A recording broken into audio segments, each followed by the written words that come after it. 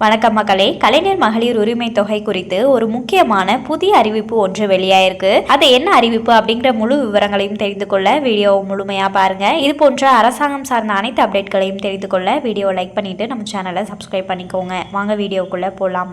மகளிர் உரிமை தொகை வாங்குபவர்களுக்கு மாதம் ரூபாய் 8000 கிடையாது என தமிழ்நாடு அரசு அதிரடியாக அறிவித்துள்ளது.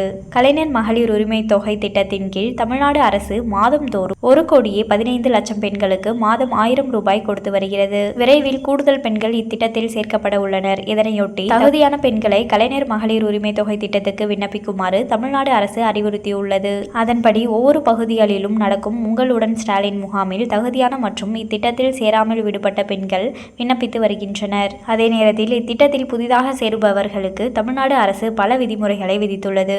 ஒரே ரேஷன் கார்டை வைத்து இரு பெண்கள் மகளிர் உரிமை தொகை திட்டத்துக்கு விண்ணப்பிக்க முடியாது. விதிவிலக்கு என தமிழ்நாடு அரசு கொடுத்திருக்கும் சில தளர்வுகளுக்குள் வருபவர்களை தவிர்த்து வேறு யாரும் பிற திட்டங்களில் பயனாளிகளாக இருப்பின் இத்திட்டத்தில் மகளிர் உரிமை தொகை கோரி விண்ணப்பிக்க முடியாது. இது போன்ற பல விதிமுறைகள் இருக்கும் இந்த சூழலில் தமிழ்நாடு அரசு இப்போது ஒரு முக்கிய அறிவிப்பை வெளியிட்டுள்ளது.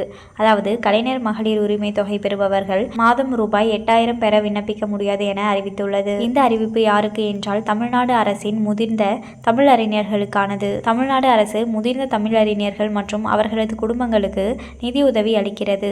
தகுதியானவர்கள் இப்போது திட்டத்திற்கு விண்ணப்பிக்கலாம். அவர்களுக்கு தமிழ்நாடு அரசு மாதந்தோறும் 8000 ரூபாய் வழங்கப்படும் என அறிவிப்பு வெளியிட்டிருக்கிறது. அந்த அறிவிப்பில் கலைஞர் மகளிர் உரிமை தொகை பெறுபவர்கள் இத்திட்டத்துக்கு விண்ணப்பிக்க முடியாது என அறிவித்துள்ளது.